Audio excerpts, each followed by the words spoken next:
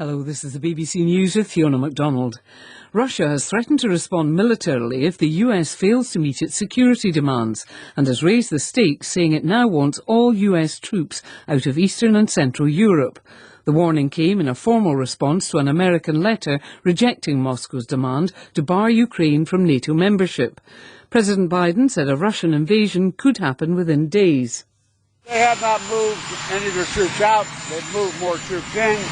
Number one. Number two, we have reason to believe that they are engaged in a false flag operation to have an excuse to go in.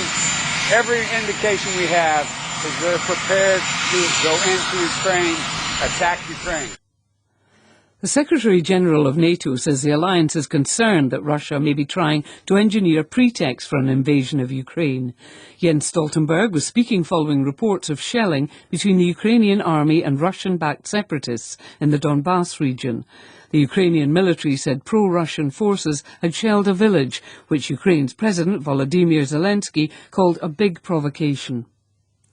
France and its allies say they're going to withdraw their military forces from Mali, where they've been fighting a jihadi insurgency for nearly a decade. A joint statement with European allies and Canada said obstructions from Mali's military government had made it impossible to continue. Anne Soy is in Ivory Coast, where international military exercises are taking place. 11 countries are taking part in this year's military exercises. Mali was not invited. The country is increasingly isolated in the region and internationally following 2 coups in 18 months. With the withdrawal of Western troops, there are fears now that extremist militancy could spread further. Ivorian President Alassane Ouattara has said it leaves a vacuum. The coup leaders in Mali have been working with Russian military contractors who took over a base the French vacated last year. It only exacerbated the country's fallout with Western nations. The Dutch Prime Minister Mark Rutte has apologised to the Indonesian people for the Dutch military's systematic and widespread use of torture and extreme violence against those fighting for independence in the 1940s. Anna Holligan reports. Mark Rutte said his government takes full responsibility for the brutal tactics outlined in the report, including extrajudicial killings, the torching of entire villages, and the use of torture during interrogations.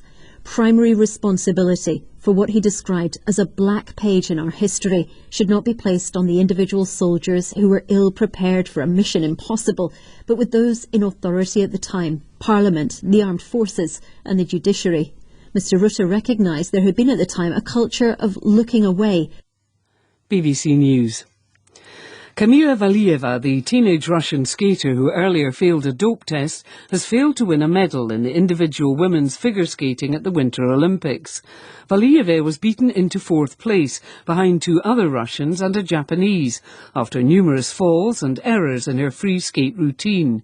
She'd been expected to win gold, but her failure to make the podium means a medal ceremony can now take place. At least 104 people are now known to have died in the floods and landslides that struck the Brazilian city of Petrópolis on Tuesday. Rescuers are still digging for survivors. The governor of Rio de Janeiro state described the situation almost like a war. Katie Watson reports. You can see where the mud came through this neighbourhood, wiping out every single house in its wake. Hundreds of firefighters and authorities are now on the ground trying to help with the recovery effort, but it is such a huge expanse. It's very hard to see where they actually are. It doesn't look like many people are on the ground. Over there is a group of fire crew who are helping identify with residents where their loved ones might be, but overall there's a feeling here that help didn't come soon enough. An attempt to persuade a rebel militia in eastern Congo to lay down its arms has ended with 3 peace envoys, all former warlords, being taken hostage. President Félix Tshisekedi sent the 3 men to negotiate with Codeco militiamen who'd been accused of multiple atrocities in recent months. But a spokesman for the group said the Congolese army fired shells during the meeting. A 2,000-year-old Roman cemetery has been uncovered in Gaza in what's been described as the most important archaeological discovery in the Palestinian territory for a decade.